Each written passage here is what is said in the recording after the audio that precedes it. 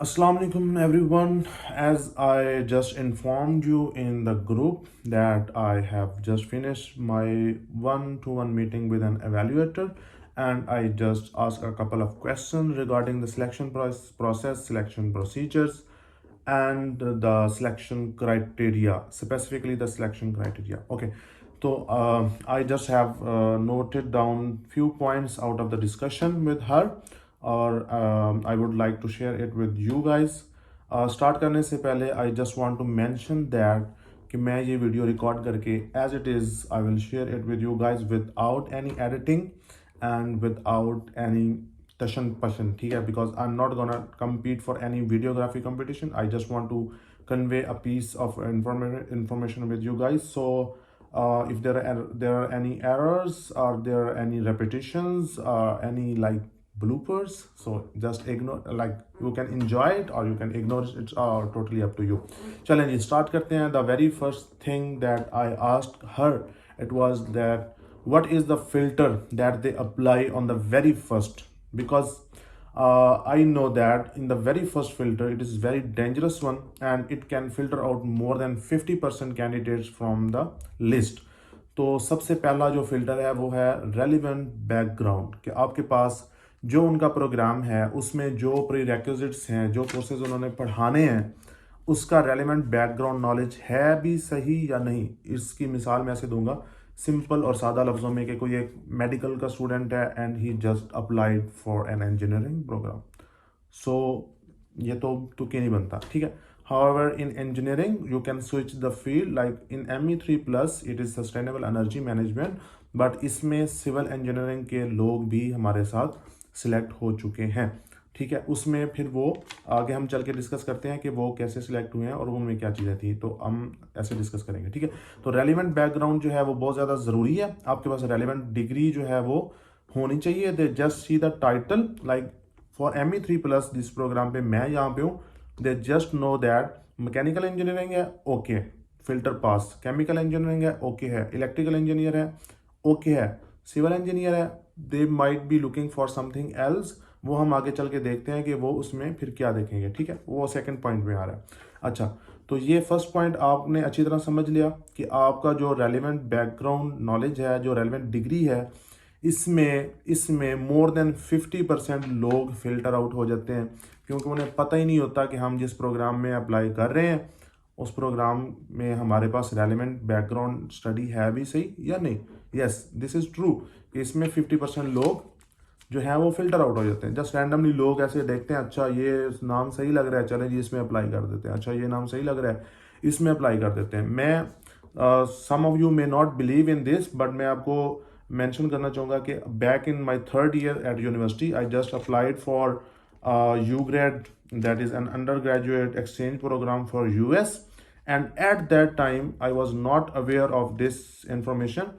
You know what, I just applied for a psychological study program.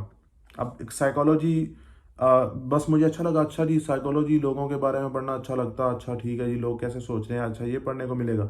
तो in the third year of my university I was not aware of this. तो बहुत सारे students होते हैं मेरे जैसे जो निकम्मे होते हैं, उन्हें नहीं पता होता इस चीज़ों का, तो वो विदाउट एनी रेलिवेंट बैकग्राउंड वो चीज़ों में अप्लाई कर देते हैं. तो फर्स्ट ऑफ ऑल आपने अपने आप को एवेल्यूएट करना है कि आप एलिजिबल हैं प्रोग्राम के लिए या नहीं है. उसके बाद आपने सोचना है कि इस प्रोग्राम को अप्लाई करना है या नहीं है. So this is the first point, ठीक है. चलते हैं जी सेकंड पॉइंट की तरफ. सेकंड पॉइंट है जी, what they look for in the candidate is academic excellence, ठीक है. और इसमें एक और चीज़ है रैंकिंग, ठीक है. एकेडमिक एक्सीलेंस से मुराद जे just look at your CGPA. Yes, CGPA matters, but अगर आपका CGPA अच्छा नहीं है फिर क्या आप रिजेक्ट कर देते हैं आपको? नहीं. अगर आपका CGPA अच्छा नहीं है then they look at your transcript, ठीक है.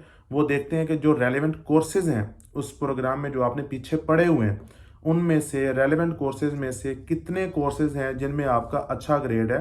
They just want to make sure that कि आप इस प्रोग्राम में अगर आएंगे तो आप उसको अच्छी तरह पढ़ पाएंगे, ठीक है. तो ये चीज़ है कि आपका जो है वो एकेडमिक एक्सीलेंस होनी चाहिए. ओवरऑल अगर आपका CGPA अच्छा है तो then you just pass this filter. अगर आपका ओवरऑल CGPA अच्छा नहीं है then You must have good grades in the relevant required courses for that program.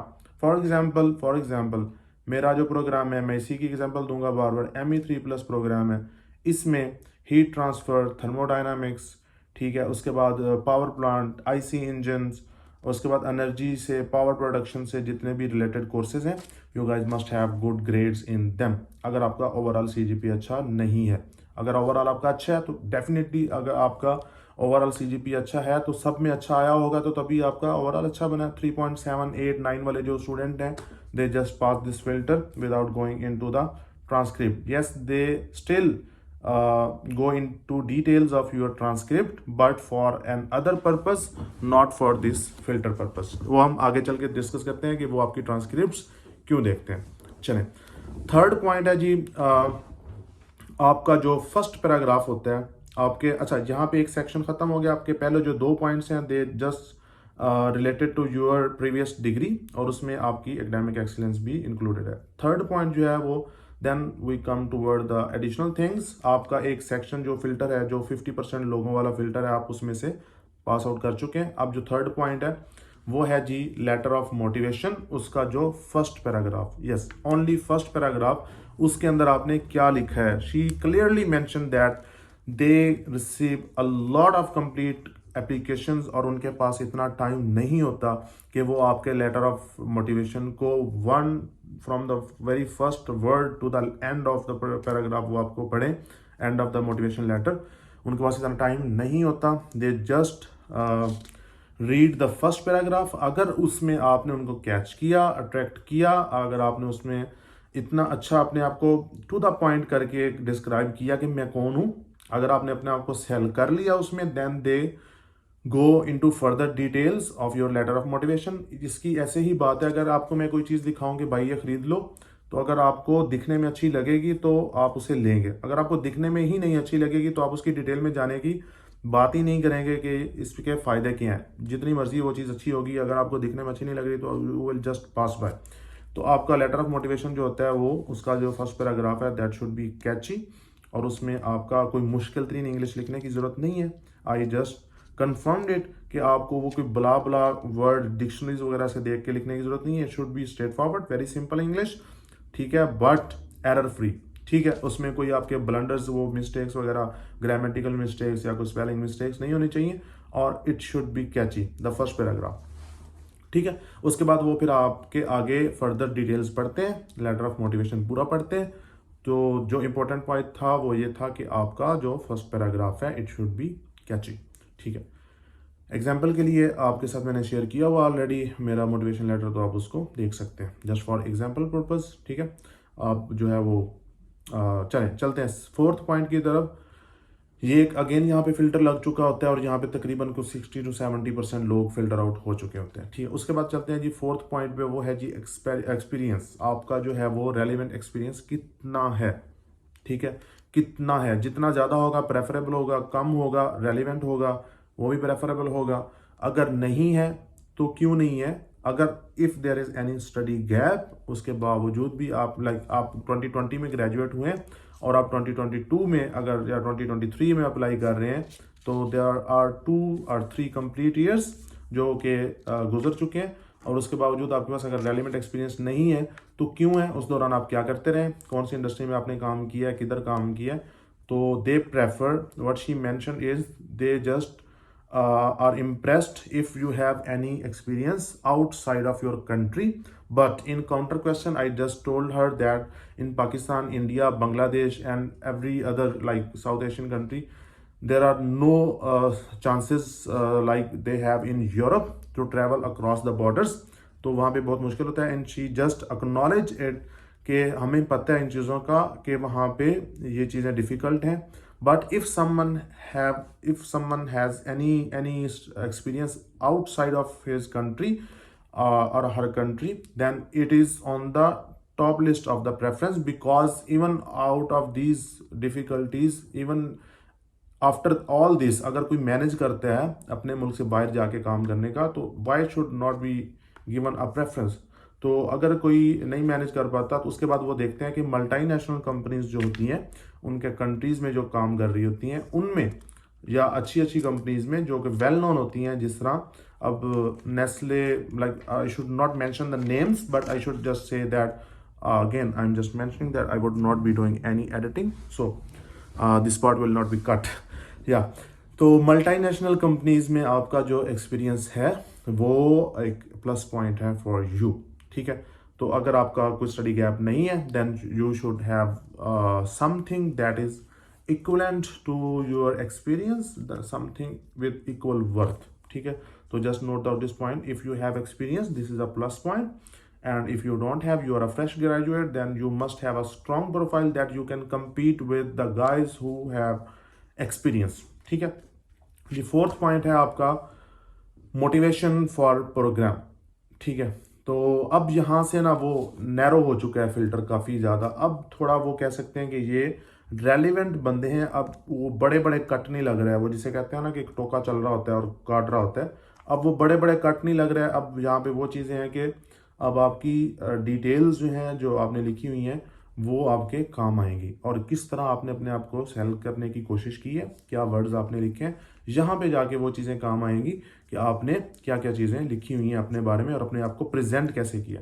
तो फिफ्थ पॉइंट जो है वो आपका है जी मोटिवेशन फॉर प्रोग्राम, कि आप इस प्रोग्राम के लिए मोटिवेटेड क्यों हैं, ठीक है। आप कैसे जस्टिफाई कर रहे हैं कि you are the only candidate, only अगर नहीं भी हैं तो why you are the best candidate for this program and why this program is the only best program for you. Yes, in case of program you should prove it that this is the only best program for me. इसके बगैर तो समझो कि मेरी जिंदगी है ही नहीं, मतलब आपने इस तरह जस्टिफाई करना है उस प्रोग्राम को, मोटिवेशन अपनी प्रोवाइड करनी है, ठीक है। और नंबर 6 पॉइंट है जी प्रोफेशनल गोल्स।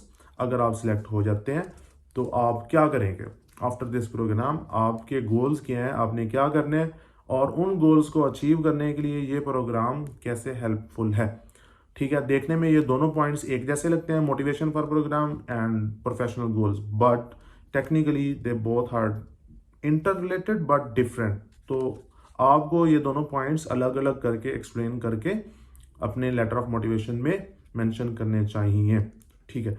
7th पॉइंट पे आते हैं जी, ये है जी motivation for study in Europe. तो आप यूरोप में ही क्यों आके पढ़ना चाहते हैं? एरास्मस मंडस के program mostly they are in like they are funded by European Union and they are within the European universities. तो आपने motivation for study in Europe को जस्टिफाई करना है कि आप यूरोप में ही क्यों आगे पढ़ना चाहते हैं, ठीक है। आप इसको जस्टिफाई करेंगे, अपनी मोटिवेशन शो करेंगे, तो फिर आप इस फिल्टर में से भी पास आउट हो जाएंगे। 8th पॉइंट है जी, अच्छा यहाँ पे आपकी जो लिखने लिखाने वाली चीज़ें थी वो कवर हो चुकी हैं। अब जो 8, 9 एंड 10 पॉइंट्स हैं ना, ये वो हैं कि like there are only 10 to 15% left people जिन्होंने अप्लाई किया, इवन लेस देन 10% पीपल। अब ये कंपटीशन वाली बातें यहाँ से स्टार्ट हो जाती हैं कि इनका आपस में जो कंपटीशन हो रहा है वो किस बेस पे हो रहा है, और किस बेस पे वो इन कैंडिडेट्स में से ओनली 1%, 2%, 3% लोग जो सिलेक्ट होंगे वो कैसे होंगे। तो ये अब इतना नैरो डाउन हो चुका है फिल्टर, अब आप उस स्टेज पे पहुंच चुके हैं जहाँ पे आके आपके रिकमेंडेशंस जो हैं वो देखे जा रहे हैं। अच्छा, I just forgot to mention, I think I have mention but I am not sure, ranking मैंने मेंशन की है कि आपका एकेडमिक एक्सीलेंस में रैंकिंग क्या है। अगर नहीं मेंशन की तो I am just repeating this कि आपकी वो एकेडमिक एक्सीलेंस में रैंकिंग देखते हैं। एंड आई जस्ट क्वेश्चन हर काउंटरली कि हमारे पास यूनिवर्सिटीज में समटाइम रैंकिंग सिस्टम नहीं होता, and universities do not define कि ये स्टूडेंट इन इतने 200 स्टूडेंट्स में या 400 स्टूडेंट्स में किस रैंक पर है। तो समटाइम बल्कि most of the time they do not define in like in the transcript और anything, like how would you know about the ranking system. जो ये मेरा क्वेश्चन था कि आप उसकी रैंकिंग को कैसे डिफाइन करेंगे। तो then she just replied, if there is no system in Pakistan like in any university then they look toward the recommendation letters, और रिकमेंडेशन लेटर्स में वो देखते हैं कि कहीं पे उसके रिकमेंडी ने उसे लिखा है कि this student stood out in top 5%, in top 2%, और at the 5th position out of 200 students, और at the 10th position out of 200। तो ये आपकी एकेडमिक एक्सीलेंस में चीज़ आती है। ये हमारा 2nd पॉइंट था, I just forgot to mention in detail there at 2nd point. तो ये आप नोट कर लें कि आपकी जो रैंकिंग होती है, you should must mention your ranking and your position among the other students who were studying with you। ठीक है, तो ये चीज़ मैटर करती है बहुत ज़्यादा कि आपकी पोजीशन क्या है among the other students who are with you। चले उसके बाद आते हैं जी, आपका नंबर 9 पॉइंट जो है वो है profile of the recommending person. अच्छा, रिकमेंडेशन लेटर के बारे में मैंने आपको नंबर 8 के बारे में बता दिया, नहीं बताया। चलें, रिकमेंडेशन लेटर जो है वो आपका पढ़ते हैं और उसमें देखते हैं कि किन वर्ड्स में आपको रिकमेंड किया गया है, कितना स्ट्रांगली रिकमेंड किया गया है। ठीक है, उसके बाद वो उसमें देखते हैं कि कितनी रेलिवेंसी है उसकी आपके प्रोग्राम के साथ, रिकमेंडेशन वर्ड्स की और एवरीथिंग जो उसके अंदर होता है। ठीक है, ये उसकी इंपॉर्टेंस है आपके रिकमेंडेशन लेटर की। तो हम इसको मज़ीद डिटेल में कभी फिर बात करेंगे, क्योंकि अगर मैं रिकमेंडेशन लेटर्स की डिटेल में जाता हूँ, एक तो वीडियो बहुत ज़्यादा लंबी होगी, दूसरा ये जो पॉइंट्स थे डिस्कशन के इससे थोड़ा डाइवर्ट हो जाएंगे हम। चलें, हम चलते हैं 9th पॉइंट पे, जो कि बहुत ही ज़्यादा इंपॉर्टेंट है और मेरे लिए भी इवन के ये बहुत एक शॉकिंग चीज़ थी कि मुझे भी इस चीज़ का पता बिल्कुल नहीं था कि ऐसा भी होता है। यस, ऐसा होता है कि they look for the profile of the person who is recommending you, कि उसकी क्या प्रोफाइल है, कहीं से उनको मिलती है, आपकी यूनिवर्सिटी है वहाँ से, उसकी वेबसाइट से। जस्ट सर्च हिज और her name and just search in the website of your university, या फिर आपकी कंपनी जहाँ से आप रिकमेंडेशन लेटर ले रहे होते हैं, वहाँ पे देखते हैं कि जी अगर उनको कोई डाउट्स होते हैं इस तरह के कि ये वाकई ये जेन्युइन रिकमेंडेशन है या रेलिवेंट रिकमेंडेशन है या नहीं है, तो they just look at the profile of the recommending person कि वो इसके रेलिवेंट है भी सही या नहीं। अब फॉर एग्जांपल आपने जी अप्लाई किया है किसी प्रोग्राम में जो कि रिलेटेड है energy management, again I would like to mention my own programme.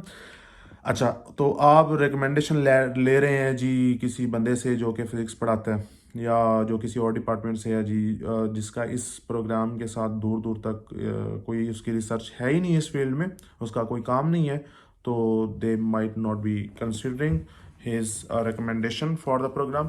So आपको जो है वो फिर रेलेवेंट बंदे से रिकमेंडेशन लेटर लेना बहुत ज़रूरी है। ये बहुत ही ज़्यादा क्रिटिकल पॉइंट है। You should note down it कि आप रेलेवेंट बंदे से, जो बंदा उस फील्ड का हो, अगर उससे आप आपका लेंगे recommendation letter, that would be much much much beneficial. ठीक है, चलें जी, आपका है 10th पॉइंट, वो उनका है जी, इट माइट बी वोटिंग और opinion from their committee. She just did not talk much about this point. Maybe she was not agreed to share details about this point कि वो final जो है वो फिर किस तरह करते हैं, वोटिंग करते हैं या नहीं करते। I'm not sure because she didn't mention, and she just mentioned that then at the finally we select the candidate who passes all of these criterias and all of these filters। And पे वही उतने ही candidate बच जाते हैं जितने के वो recommend करने होते हैं। अब आई डोंट नो कि वो पर पर्सन को उन्होंने कुछ कहा होता है कि आपने इतनी प्रोफाइल्स एवेल्यूएट करनी है और इसमें से इतने सेलेक्ट करने हैं, या इकट्ठे बैठ के करते हैं। आई am not sure about this because he just didn't mention this. ठीक है, तो ये इंफॉर्मेशन जितनी प्रोवाइड की गई है that was much much beneficial for you. अगर आप इसको नोट डाउन करें, इसको अपने कीप इन माइंड रख के आप इन चीज़ों को लेके चलें, अपनी जो है वो चीज़ों को ऑर्गेनाइज करें और अप्लाई करें, तो hopefully it will help you guys a lot. Thank you very much for watching this video. If you need any other information, I'm all here for you to help you guys. Thank you.